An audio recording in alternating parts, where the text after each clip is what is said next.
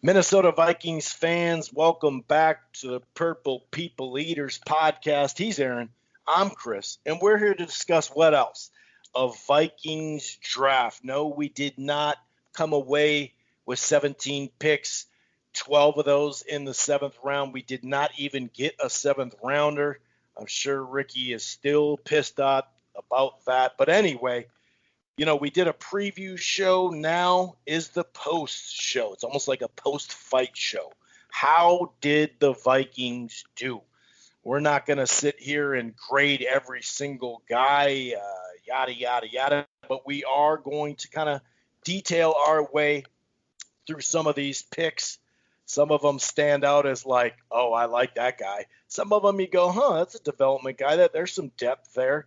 Obviously, the first round has a lot of discussion and debate on Vikings Twitter. Should we have drafted a quarterback? Did we do the right thing with Darisaw? Actually trading back. We definitely got bigger on the offensive line with both of the offensive linemen that we got within the first three rounds. So, yeah, a lot of this stuff is going to be decided in the coming years. As we know, the quarterback we drafted early in the third is another discussion point. He's the type of guy that probably does need 2 years to develop if he's ever going to, become a starter. I think it's what they say, 20% of quarterbacks drafted in the third actually become starters more than just, Band-Aid work or whatever.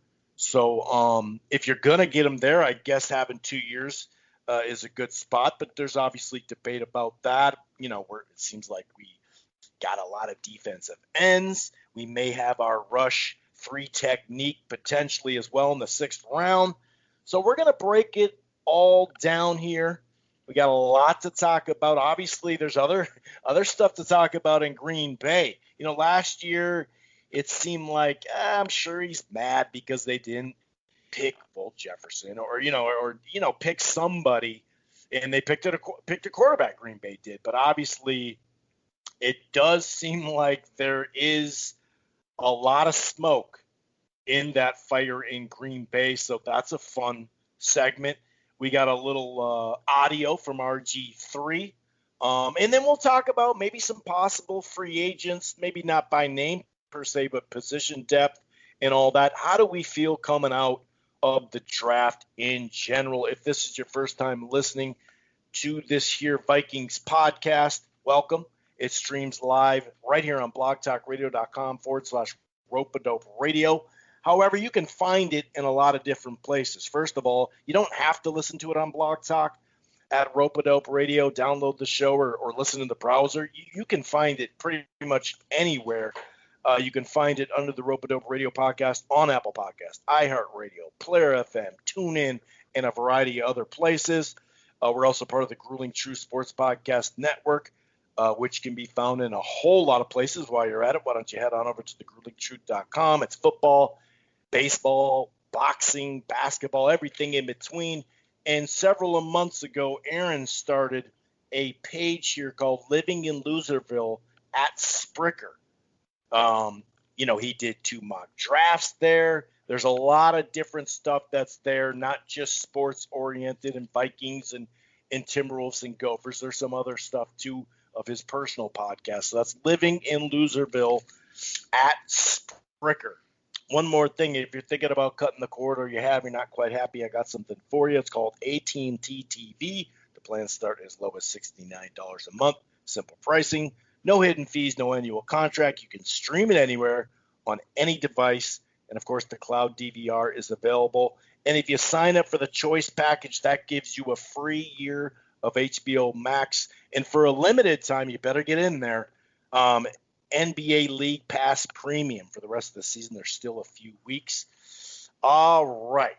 That's AT&T TV, by the way, just to clean that up. Okay, I'm going to go ahead and bring in my co-host, Aaron, and see how he's doing. Obviously, the last time we spoke, it was a little breezy, on and off rain, kind of mediocre weather. And as things change quickly in Minnesota, a couple days later, it's in the 60s, then it's 70, and on Saturday it hit 86 degrees. Temperatures falling a little bit now, of course, but How are you doing, kind sir? I am great at the moment, and thanks for mentioning the Living in Loserville Spricker page. I'm going to kick off a new show called It's Just Sports in the next probably week. It's going to be like a mixed bag of sports, some national, some local, but I think we'll focus mostly on local stuff. But look out for that on the Living in Loserville Spricker page. And this draft, Chris, I mean, everything seems to be rosy in Viking land. Everybody went to imright.com and figured out that this was the best draft that ever was and ever will be. I don't want to bring a dark cloud on it, but maybe we can get a little perspective as we go through this draft show. Yeah.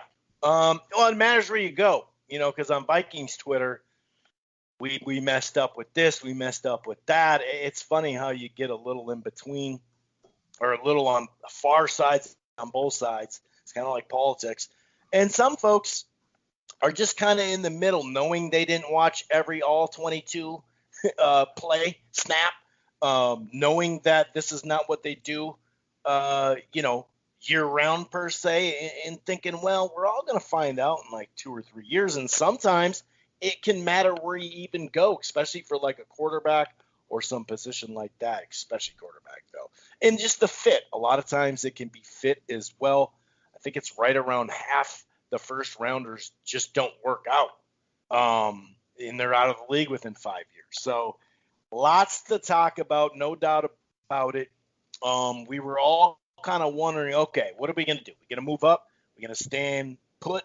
Or are we going to move down? And we said in our draft preview show, the number one option that will probably do, the most likely scenario is moving down, Aaron, and move down we did. Yeah, we really did. I didn't, I got, like we were talking a little bit before we kicked off the show, and I was like, well, there's a bunch of things that were happening. A lot of offense went between 1 and 14, which left a really nice defensive board left, and I was kind of thinking they would go defense with that pick.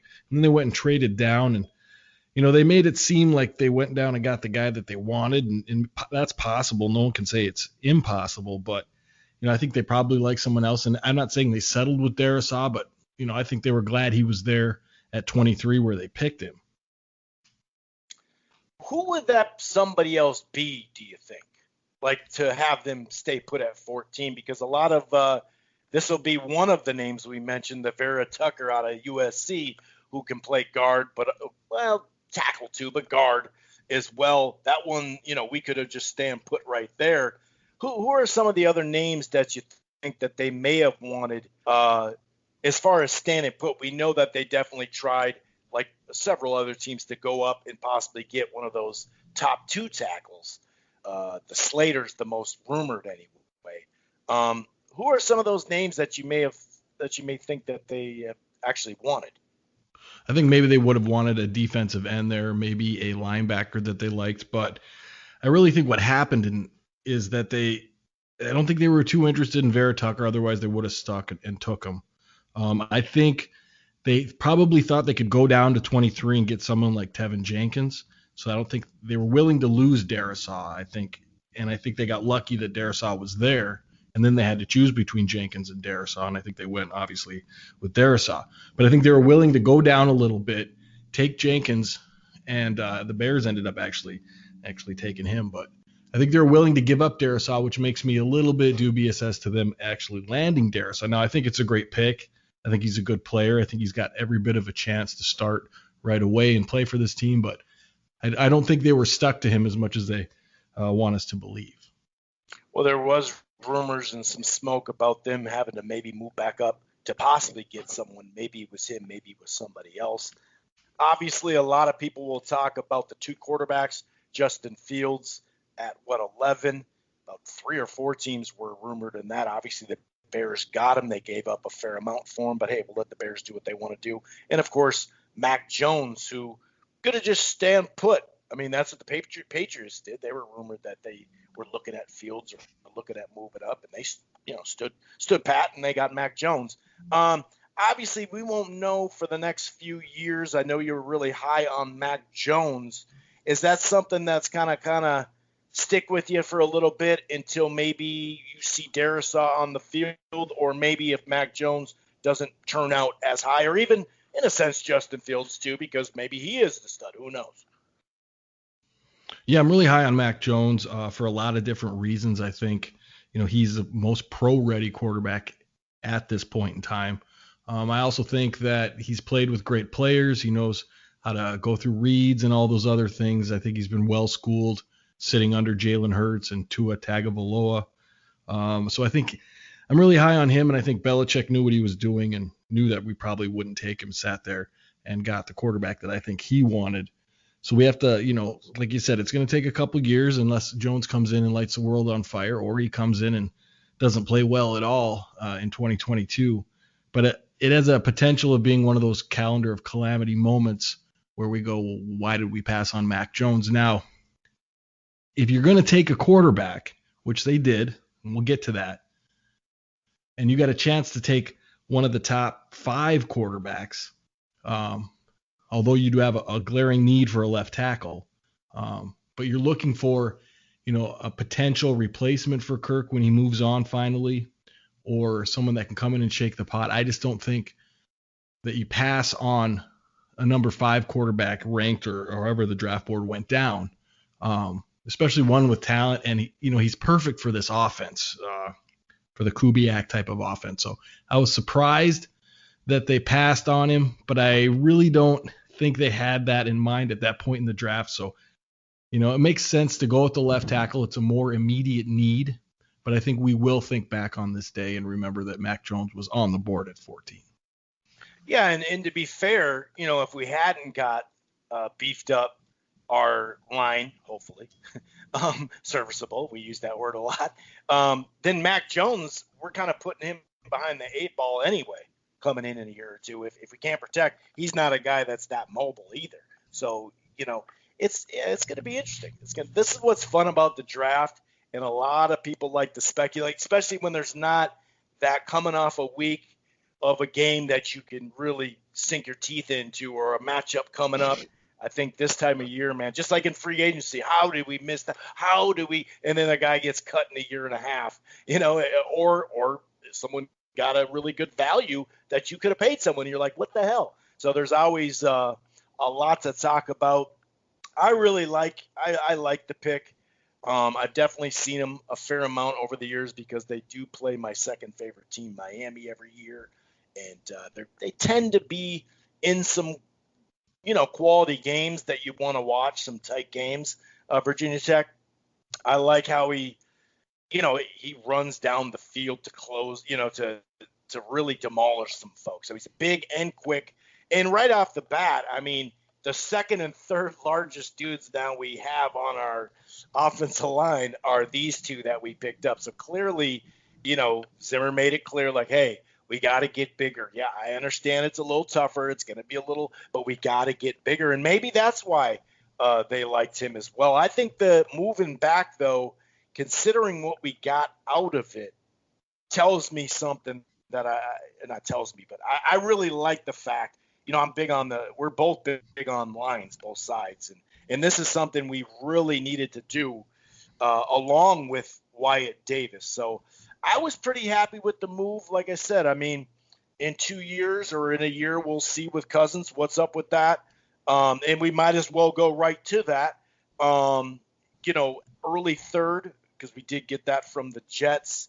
He's a guy that has been in a, kind of like 2 different total systems from great offensive minds, no doubt about it. So, I mean, a lot of people rip Solomon on the end of Texas Tech, or Texas A&M, but they were, one of the only squads, especially in the SEC, that actually took it to Bama when they had a lot of talent and almost beat them back-to-back years. Not many people can actually say that. And then to go the complete other way with Jimbo. He had a very good last year, that's for sure. But if you're going to draft one here, Aaron, I like the fact that he probably, if he's going to make it, like I said, I think there's a 20% chance at this when a quarterback gets picked here. But I like, he's probably going to need 2 years is my point, you know what I mean, to develop if he's ever going to develop. Yeah, I like this pick a lot. I didn't initially. I was a Trask guy. I was going to say, wait a second. I thought But you then didn't I like did a Mond. lot of film. Well, I didn't. I would rather have Trask. But now I think, a couple days later and some more film, I'm pretty happy with Mond. I think he's got a chance now. He comes to us from Jimbo Fisher, like you said, who also gave us Christian Ponder. So, they're two different players, but the source is the same as the offense is the same. But I think that Mond played for 4 years. He had an incredible amount of games played at Texas A&M. Now, what I like about him, Chris, is he seems to go through his reads very well. His arm is very good. He can throw those frozen ropes for 20, 30 yards. And he seems to have the right kind of makeup as far as competitive, tries to win. He's got a lot of comebacks on his record. He did play well in the SEC, which is obviously not easy to do. As far as how long it will take him, I mean, you say 2, I say maybe 1. It just depends on how quickly he can learn things and get, acclimated to the offense. But he's got great receivers here. Hopefully that line's improved. You're right. We did get bigger, which we needed. You and I have been saying that for over a year, that in the zone scheme, you're just getting pushed around too much. So I think they tried to remedy that. So that could help Mond as well. I think he does need time. The question is how much time, and I guess that's be entirely up to him. Yeah, I mean, I don't think he needs 2 years for a fact. I'm just saying we have a quarterback for 2 years. So it does, at least that allows an extra year for him to develop, is what my point is. It's not a pressure to put him in the very next year. Some guys, okay, you're in. Well, actually, maybe this guy might need a second year, and at least we have that cushion. But I like the pick where it was. Definitely seen him in a lot of games. I've definitely seen the improvement, especially this year. And taking him in the third round really just takes the pressure off of everybody. It takes the pressure off of Mond, takes the pressure off of Spielman, takes the pressure off of Zimmer, just takes the pressure off. You don't have a first rounder that's got to get in there right away or prove, to the fans that he's worth a first round pick. So you can just kind of let him chill. And, if it's 2 years, Chris, and I don't think that's out of the realm of possibility. I think that's, if he gets the luxury of 2 years, that's fantastic because you still got 3 years on his contract. But, I think you'll know probably in training camp and maybe if not next year's training camp if he's capable of being the guy you think he could be. But like I said, third round, you take a flyer. I love that. I mean, we've been yelling for a credible backup quarterback for a long time, and I think his floor is a decent NFL backup. So I think you got what you wanted. I think you got a little competition. We'll see how Kirk handles it. So far, so good. Probably won't be an issue with him, except for maybe you'll see it in his play. But I just think it's nice for everybody to see that maybe you can put another guy in and still keep the offense going as opposed to what Sean Mannion offered. Well, and even if you can't do the same exact offense, he gives you, especially if we don't have anything on tape of him in the pros anyway, he does give you that he can move more than Cousins, that's for sure. So that's nice, too, to just spring him in there potentially if he were to get hurt or struggle or whatever, Cousins. And what do you the thing about to me, the narrative with the competition, we finally got competition for Cousins. Well, one, these last 2 years, I don't think he's played bad. So I don't think the competition was even needed. I just, like you said, I wanted a better QB backup. And why not, in the 2-year thing, why not try to take a shot? But the thing is, when Cousins came in the league, and we're going to actually play some audio later, he went against the Heisman, had a great rookie year, like offensive rookie of the year, RG3 did. So he came into the league having to fight for his spot. So to me, there's no real evidence out there that all of a sudden, well, finally he's going to play, like he's finally going to play way better now but that kind of goes off. Some people think Kurt's just mediocre. Some think he's okay. Some think he's very good. And then of course, some people just think he's trash or whatever. But I like that the pick where it's at. What about that linebacker out of North Kakalaka, the inside linebacker, possible replacement for Wilson this year? And he seems like a playmaker. Yeah, Chaz Surratt. So just quickly going back to the Cousins thing, I think that people got really annoyed last year in the first 6 games that there wasn't any viable alternative to Kirk. And I think that's where all this narrative spans from. Now, Chaz Surratt, I got to tell you, I didn't know a lot about him until after the draft when I looked into him. Obviously, it's been said, I guess it is true. He's a converted quarterback, so he's tall. I think that really helps him a lot. I think he's the vein of the kind of linebacker that we're going for now, which is like a rangy, quick coverage linebacker. You know, like a Barr and Kendricks. These guys can cover. They can go up and down the field. They can go side to side. These guys tackle. They hit. So it fits there. Where we picked him, we must have really liked him because I think you could have got him maybe a little bit later. But I think they really did in this draft just get the guys they wanted and get out of there. I think he's got a chance. You've got to deal with Troy Dye, who's already that same type of linebacker, is already in the building. So I think that Chaz Surratt's got a chance to play. Obviously, we need to fill that hole that Wilson left.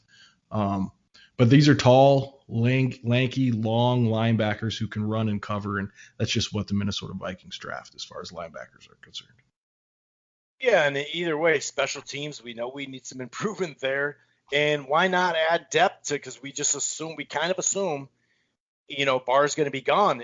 If he does really good, he's probably going to be gone because he'll get a bigger deal. And if he does just okay, he's probably going to be gone.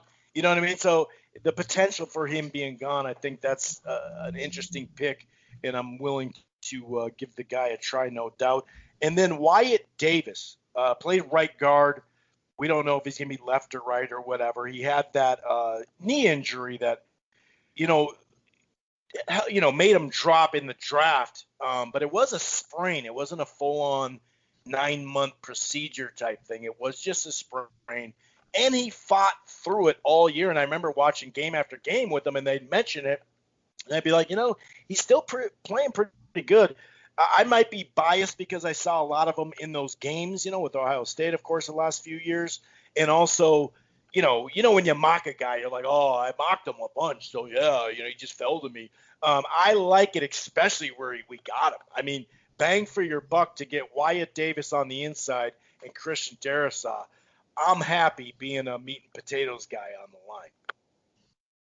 Yeah, you said it all. I can't really add much more to that except for this guy was projected to be a first-round pick until his knee went out on him. So I think you got a great steal where you got him. And let's just hope that he can come in and do what we expect him to do, because that just, it improves our line drastically in the places where it needed to be improved. And if him and Darrisaw can work out, I think we're really in a position to, at least like we said off the air, Chris, a league average line. And if you can put 2 rookies in and somehow come away with league average, you're better than you were last year by a long shot. So that's what we're hoping for there with Wyatt Davis. I think it's a great pick.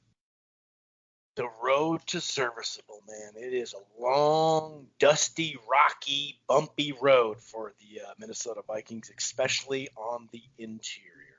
And it is scary because now we got 2 rookies on the line. But anyway, obviously we now move. This is, I think, from Baltimore, that Baltimore maneuver, isn't it? Yeah, I think it is. Patrick Jones, the second from Pitt. Looking at the tape the last 2 years, because I wanted to, when we drafted him, I watched the last 2 years, and the D tackle, definitely flashed, the one that we got. And also the guy on the other side flashed too. There was a news flash today, though, that he got in some, well, I should say allegedly might have gotten into a little bit of issue. The Titans in the 4th round pick Rashad Weaver. He's charged, and like I said, allegedly charged with assault for punching a woman. So who knows? Maybe that played into it. That guy flashed the most out of these 3, just watching the tape. But I liked what I saw out of Patrick Jones. Why don't we combo both these guys since it's the Pitt squad? You know what I mean? That defensive line. What do you think about these, the D tackle, pass rusher, 3 technique, and then Patrick Jones? Yeah, it's Jalen Twyman.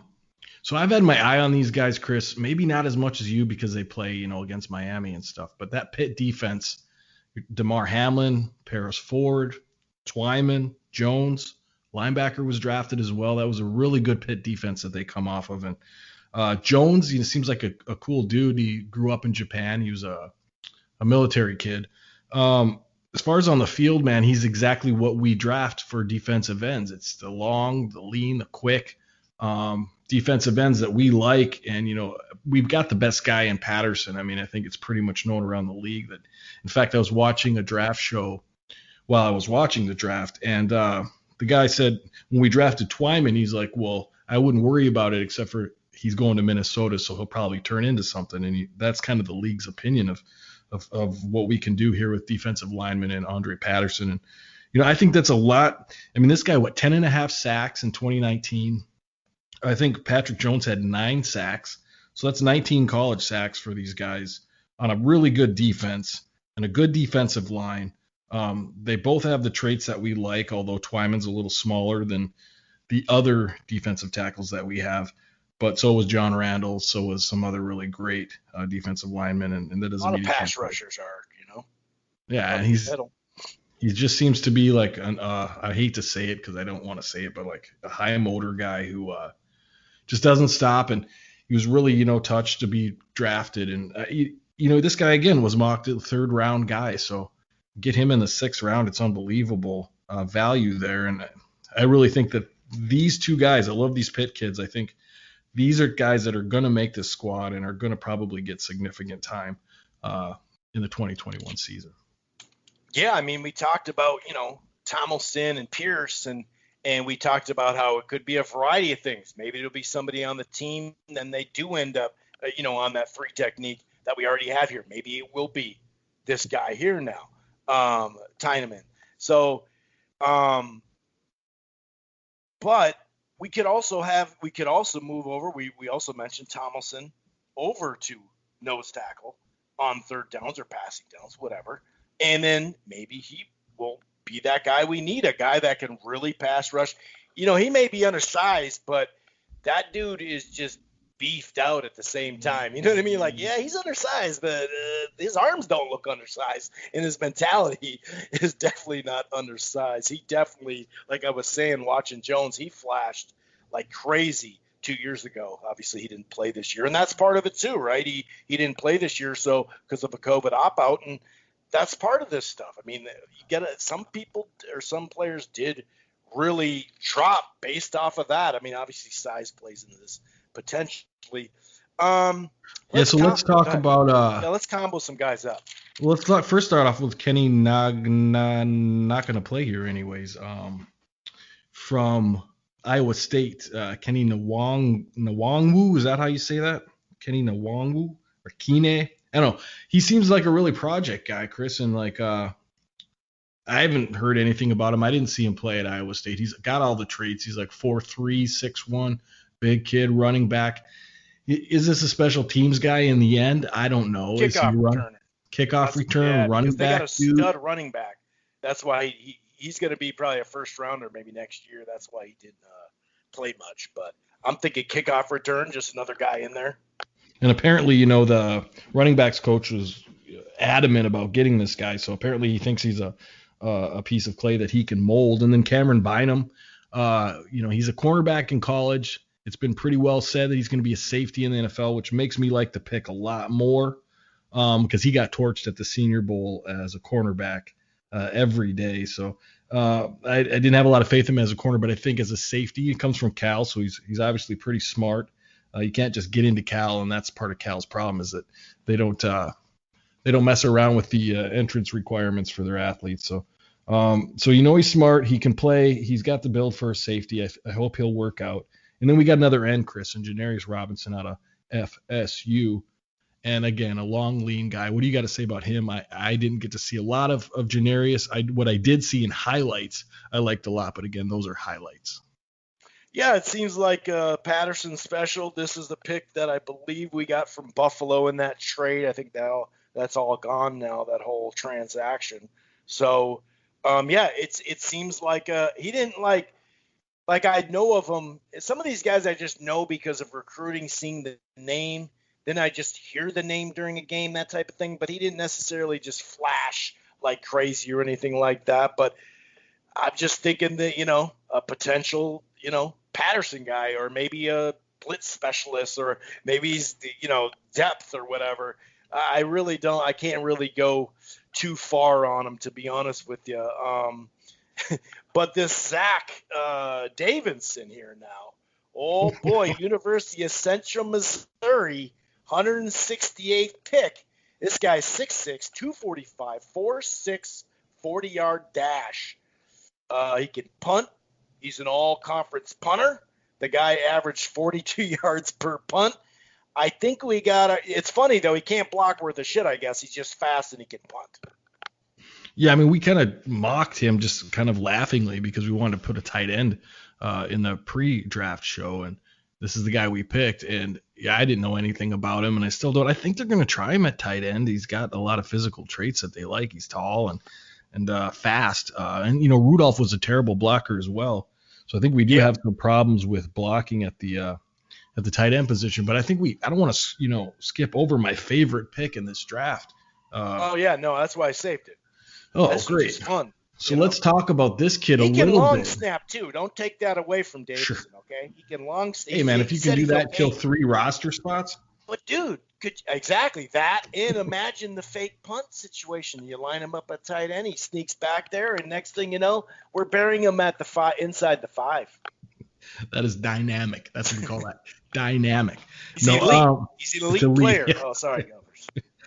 So let's talk about this Iowa kid. Now, I really like Tyler Vaughns. The world knows I like Tyler Vaughns. I think he didn't even get drafted, or maybe in the 7th. But I still love him, and whoever got him I think is going to get a really good player. My second favorite guy to be that third wide receiver for us was a kid out of Iowa, Amir Smith-Marset. Now, his story is that Fleck recruited him hard and just barely lost out to Iowa. So it would have been him and Bateman. And everything. He literally was a commit. He committed. Yeah. So imagine Smith-Marset and Bateman as 1 and 2 receivers for that 19 run that we went on. Nonetheless, he went to Iowa, and obviously Iowa doesn't throw the ball the way other teams do. They did a little bit more with Nate Stanley, and Smith-Marset played with Stanley for a couple of years, but they just didn't use him a lot. But he's got speed. He doesn't really catch well with his hands. I think that's something they'll work on. He's more of a body catcher, but he's fast. I think he fits perfectly into what we're trying to do as far as outside wide receivers. We talked a little bit about putting Thielen in the slot and maybe allowing him to get a couple more years and how effective he could be in the slot. And I think this guy allows them to do that. Now, I don't want to get the cart in front of the horse here. He's still got to come in and prove it. But him and Jefferson seem to be, if it works out, a very formidable 1-2 punch at wide receiver. Kickoff return and punt return. He said, I can do either, and I've definitely seen him do it. 29.6 kickoff return average. I'm going to push back, though, a little bit because I thought you were talking about last year with Bateman, but I like, the combo with Johnson was pretty good there in 2019, so I got to push back a little bit on that, but I like this guy, even if he is just a kickoff or punt return specialist. But he comes down with the ball, however it is, like you said, with his body or his hands or whatever. He plays bigger than his size. He definitely makes some catches, not necessarily out on an island, but deep ball, short stuff. I mean, the guy, he brings the ball in. He can adjust. There's a lot of under throws because, like you said, Iowa doesn't necessarily produce the passing quarterback. But I love the way he came back for balls. I love the way he, caught in traffic. I do like this guy. I like this one. I think this one may hit. But either way, kickoff, punt, I mean, we need that too, right? Yeah, to get him in the 5th round is just, it's showing you how deep these wide receiver drafts are coming. I don't know what's going on, but, they're so deep now with like Shi Smith. And like I said, Tyler Vaughns is a what it is? Competent wide receiver. NFL passing 40 or 50 times a game now. There's a lot more teams. Yeah, well, they're getting great athletes out there. Whoa. So you get a guy like Amir Smith-Marset in the 5th round, pick 157, and wherever Vaughns went, even if he went into UDFA, which we picked up the Prohl kid, who was also mocked to be like a 4th, 5th rounder, and he ended up being a UDFA as well. So there's just so much depth at wide receiver. It almost makes you think now, like, logically, should you take one in the 1st round? Obviously, there have been great ones that have come out lately with Jamar Chase, Justin Jefferson, the Alabama kids. Obviously, there's high talent there, but there's also really good talent later in the draft, and this just goes to prove it again. Yeah, especially if you're like us, where we have our two starters established. I mean, we've been looking for it for a while, and like you said, I mean, we've been third down and long too many times anyway. But to have that third wide receiver, that's a real deal. Not just, well, I can only do this. Um, you know, maybe we'll get more three wide receiver sets, like you mentioned in our preview show. So overall, go ahead. Well, just quickly, like if let's say that everything works out right and our offensive line is league average, and now we have a competent third wide receiver, that just boosts the offense incredibly. As long as you protect Kirk, have another person to draw coverage. I mean, I'm not saying Super Bowl. I'm just saying a lot more yards, a lot more touchdowns, and no more 8 men in the box. I mean, that's done. Yeah, I mean, unless it's like a super talented defense that you're just not going to be able to run on. Okay, that happens. We know how that goes, right? Being a Vikings fan, like, nah, you got to try something else.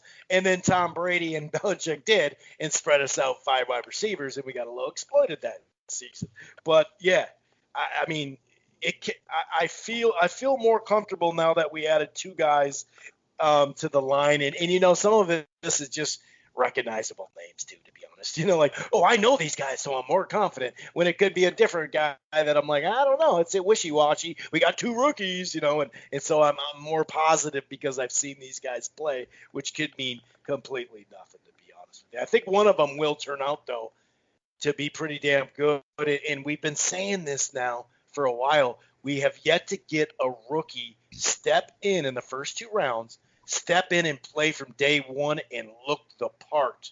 We've seen other teams get that in the first 2 rounds, but we haven't been able to do that. Noah Neal, I think he started like 9 games. Don't get me wrong, he was really solid, and that's probably what it will do. I mean, you're not going to walk in and start throwing people all 10 yards down the field, but I think we're going to hit here finally, and we have plenty to say. We've only in the last 3 years we've signed one legitimate guard who unfortunately had too many concussions, right? So he's done. He didn't get picked up. He had 46 straight starts or whatever, and of course, the streak ended when he became a Viking. But the interior we've talked at length, and we're not going to go into. We're not going to go on that long list of guys we've tried there, but I like that with Cole too, watching those 2 games against 2 legit defensive linemen, the left guard potentially Cole, who is 24, 25. I like the depth there. So I'm actually pretty excited to see what we got, and I doubt it'll all come together next year, maybe down the stretch with these young guys, but moving forward past that year, Aaron, when you can get another year under your belt and all that, that's where I'm like, okay, maybe if this works out, we didn't need to spend a bunch of money on a guard who maybe will only give us a couple years, maybe in between, who knows. But that'll be decided in the coming years. But just a little improvement, like you said, dude. The road to serviceable. I mean, look at it, Chris. The linchpin of this draft is Darisaw. If Darisaw hits, the whole draft is worth it. If Darisaw tanks, you still got that big hole at left tackle, and nothing else you do is going to make up for that. So Darisaw has to hit, and if he does, this is a great draft on that alone. And I think he will. Like you said, we're looking for league average here, particularly from a rookie. Just give us league average, and we'll be all right. I mean, the other left guard we got, I just don't want to see him this year, and I don't think you do either. I sure don't, and that is a good point. And wouldn't it be funny if Cleveland was the one that was the left tackle like midseason? Who knows, dude? We play a lot of offensive linemen every year, it seems. So we'll see. We'll definitely see. So we're just going to kind of wrap up the show with a couple of items. I do want to kind of talk about this one. The drama queen Rodgers. Okay, hold on. Now, last year we heard a lot of talk. And then he quieted everybody up saying, oh, no, those are just stories, because we all know picking a first rounder instead of getting something for a team to try to get them over the hump while they got a prime Hall of Famer first ballot. And, by the way, went to the conference final, back-to-back conference final years. And Now he's saying, I might just retire. Now, maybe that's a leverage play. He's got 3 years left on his deal. That doesn't help his leverage. A lot of people are talking about Denver and some other places that he may go. But this year, Aaron, there's a lot of little fires, a lot of little, or not fire, but little smoke here, smoke there. Oh no, that's not a building on fire. That's just a smokestack, dude. Don't worry about that. But once the cloud of smoke gets bigger and bigger, it legit seems like there's, there's something going on here, obviously. And he hasn't came out this year and said, oh, no, no, no, no, no. He's saying that I might retire. It's kind of crazy, though. They got a pretty damn good play caller, considering he just took over not long ago. Now, we can talk about the play call at the end of that game in the conference final. That's cool. We can also talk about Rodgers not really going for it all the way into the end zone like he has done before, but that's neither here or there. But Rodgers, wouldn't that be nice to open up the season without that bastard on the field for the Packers anyway? Yeah, I love nothing more than Packer tears, but Chris, until it's done, it's not done. Rodgers, like you said, has always kind of been dramatic, and until he's not with the Packers, I'm just not going to believe he's not going to leave the Packers. Now, the only thing that makes me think he might is the way that Denver drafted. I mean, Denver drafted like they were expecting Rodgers. So, maybe something will get worked out there. And yes, of course, getting him out of the division is, I can't even imagine it. And to have a Green Bay with maybe not the greatest quarterback in the world for like once since we were 16 or something like that when Brett took over. I mean, it's been almost 30 years of just franchise quarterbacks for them. Meanwhile, we're having a really hard time finding one. And so I mean, part of me says he's gone, but I can't go all the way in and say that because Rodgers just does this stuff, man. He holds grudges. He estranged his family. I just don't understand. What you talked a little bit about. Maybe it's a power play of some sort, but what could he possibly accomplish? Maybe he doesn't really want a contract extension. I guess what I've heard is traded. Yeah, well, I've heard it's him and Gutekunst, something they don't get along, and whatever it is, I mean, if he goes to Denver and gets him not only out of the division but out of the conference, I couldn't be happier. I'm a huge fan of Aaron Rodgers, and I'd be even more fan if he wasn't a Packer. I think he's probably the best quarterback in the league right now. Go ahead and send your comments in, but until he's not a Green Bay Packer, to me, unfortunately, he's a Green Bay Packer. Yeah, of course. It's nice to hear. Anytime there can be any kind of drama or we're not looking eye to eye or push comes to shove, we know if you're having some issues, at times that can leak into the huddle per se or on the sidelines, like we've seen for years and years, not only on our team but just in general. I mean, and then that adds to it, like when you had Moss and Carter talking to Culpepper. All of a sudden, the next week, that's all the media's talking about, and that does tax. It does tax.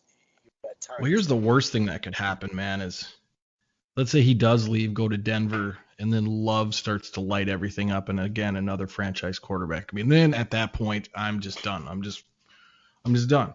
Because now you're going 45 years of franchise quarterbacks, and it'd be just something that would never end. Now, do I think that's likely to happen, Chris? What do you think? Do you really think we're the favorite in the division at this point if Rodgers leaves the division? Yeah. If he leaves, I do think so. I think my only thing is defense. I think we're going to have, knock on wood, even if it's 20th ranked goddamn offensive line, whatever, just whatever. Obviously ranking is a weird thing, but like seeing how some of those games were so close last year with just the worst defense we've had in quite some time, the worst obviously under Zimmer. I mean, a couple of those games go a couple different ways, and we're in the playoffs, maybe. Who knows? So yeah, if Rodgers isn't there, yes, I do think because Detroit, I think, got worse at quarterback.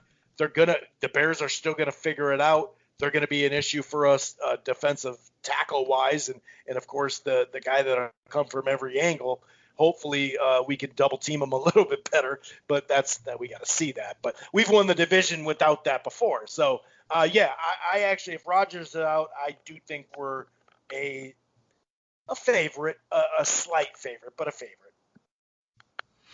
Yeah, I mean, I guess I agree with you. I think Detroit's going to be sneakier than we think. I'm not saying Goff is great, but I think he's adequate enough, and they had a really good draft. I don't want to say that too loudly, but Detroit had a really good draft.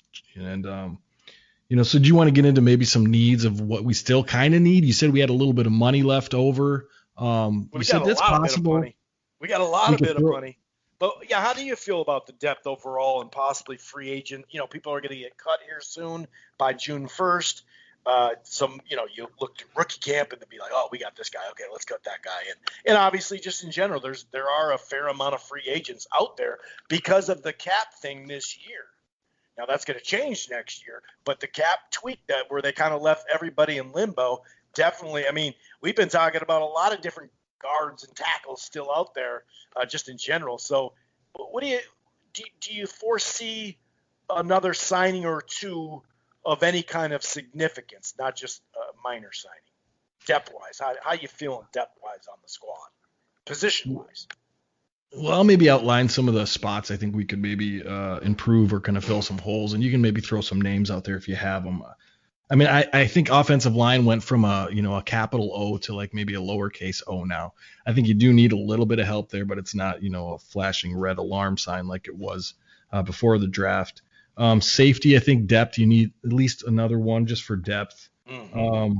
Defensive tackle, it'd be nice to get a 3 technique that can kind of play a little bit like Twyman, but also, you kind of want to find a veteran there. I think it wouldn't be a terrible thing to sign one of those if they're out there. And I also think you need a little bit of cornerback depth. We didn't take any in the draft, which is shocking in itself. But another one, I think, another veteran just has to be a serviceable cornerback, somebody that can come in and play in a pinch. And I think that's probably what I wrote down for anything like that. I couldn't really see a lot of other things. Now, I don't want to say we're a team without a weakness, but as far as glaring needs for the roster building, that's what I kind of wrote down. Yeah, I especially safety. I agree with that 3 technique. Why not get a vet? Because maybe it will take him a year or two. Who knows? Maybe he won't turn out. But either way, it'll take probably a year or two if he's going to be an every down back even, or just maybe a third down specialist. Who knows? But I like that idea of bringing a vet in there, and especially safety. I like that too. Just following up on a segment from a little while ago with Ricky and his 7th rounders. Courtney Cronin wrote an in-depth article on a variety of stuff, and we're kind of glad that he didn't go that route this year. There's plenty of talent in the draft, but the bottom part is not as deep as, say, last year's and maybe next year's. That's what they're saying right now. It's May 3rd, but that's what they're saying. And if you look at some of the positionals, you're like, yeah, I suppose that is pretty. And some people are just staying for the extra year, and it's been a weird COVID year. I mean, some folks that did opt out or even were kind of in between, missed some games and all that, they fell. So some of these guys maybe made the right decision. Bateman, kind of was in and out, and he still got picked high enough. So, but he did adjust this year, clearly. Ricky did, but she had this stat here. It's kind of interesting just to follow up on because we talked about the 7th rounders. You got a good segment on it.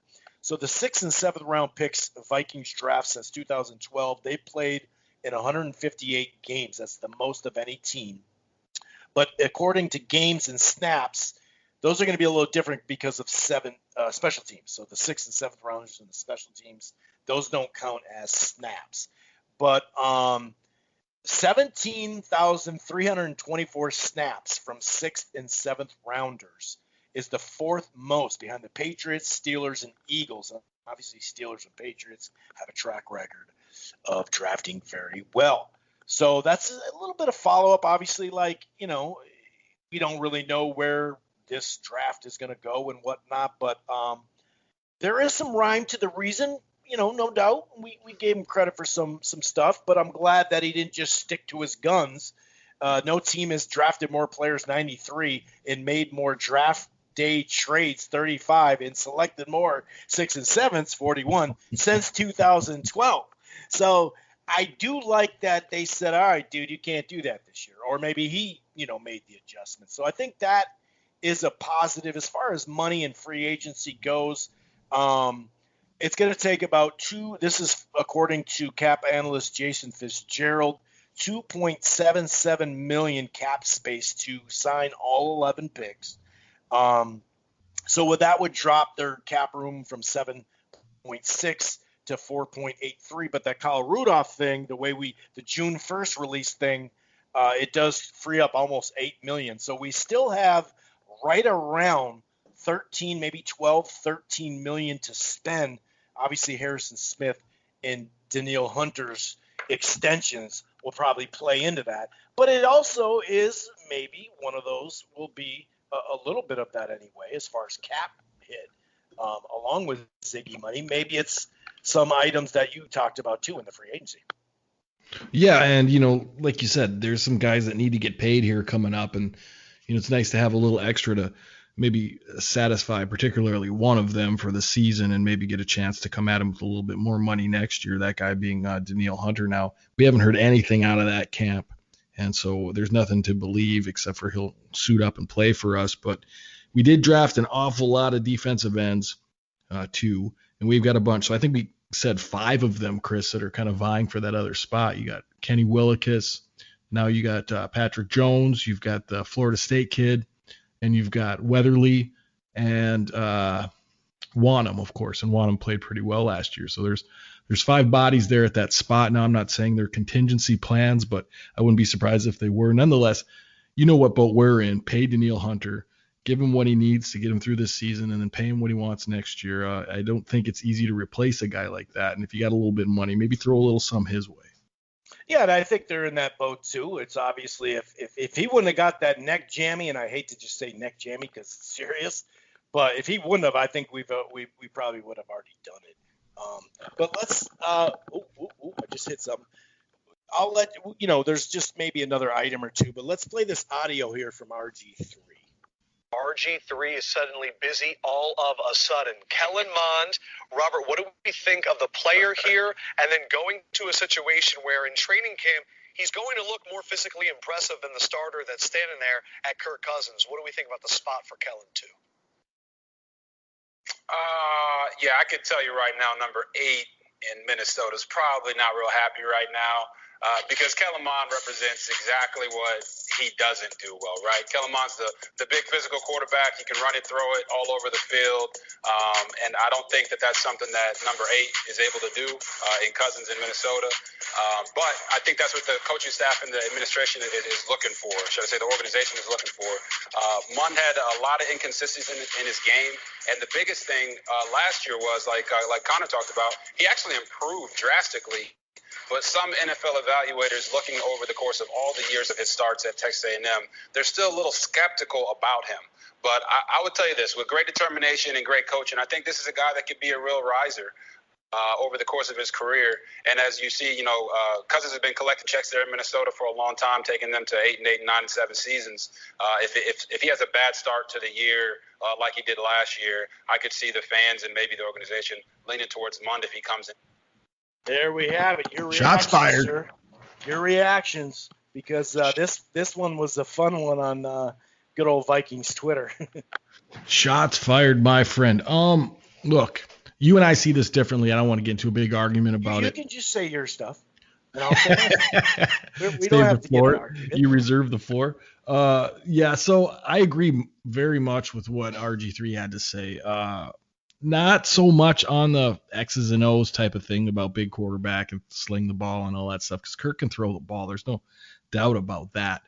But I think what he was kind of, alluding to was kind of Kirk's penchant to find 500 every year and his, seemed lack of maybe competitiveness and his,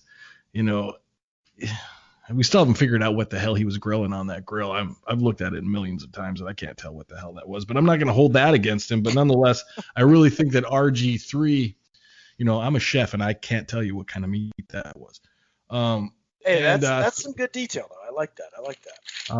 So, it's sticky because, man, we got 50% of the people that are Cousins supporters and 50% of the people that 50. I don't think it's 50. Just, can't stand him. And to me, I think RG3 hit the nail on the head without actually saying the things that he probably really wanted to say. And everybody seems to think that he's got some axe to grind, and that could be possible, but I just don't see that so far down the line here. I think he's just saying what he wants to say. Kirk is cashing checks, big checks here. We are hovering around 8-8, which is now 9-8 or 8-9. That's going to be hard to say, by the way. Yeah, it really is. Oh my God, that's going to be tough. We're going to screw up with it all year. Yeah, I know. I don't want to push too hard against Kirk here because we got, love him or hate him, he's here for at least another year. And you got to get behind the squad, so you got to get behind Kirk, And so I really think if RG3 did nothing else, hopefully he lit some kind of fire in Kirk, if that's even possible. Yeah, because he came off such a horrible season, This one, it's nothing new, though. It's nothing new. How many times have we seen his record get posted on every primetime game, every Monday night game, every time on ESPN? That's what not every time, but pretty much every time.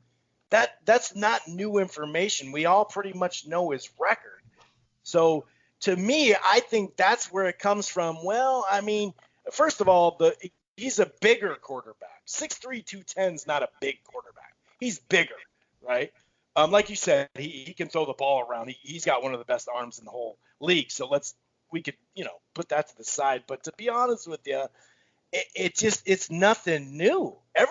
Not everybody, but most people say that about him. And we can have a debate. So was this year his fault when we were 7-9?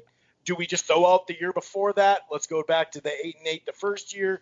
There's a lot of discussion. We're not going to go that way. But to me, this one gets chalked up in people that are not pro Cousins love this comment, but this is nothing new. This kind of goes back to reading Diggs' tweets and finding something out and going with it. And then, we find out Diggs says something else.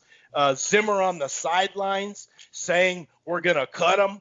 Everyone became professional lip readers.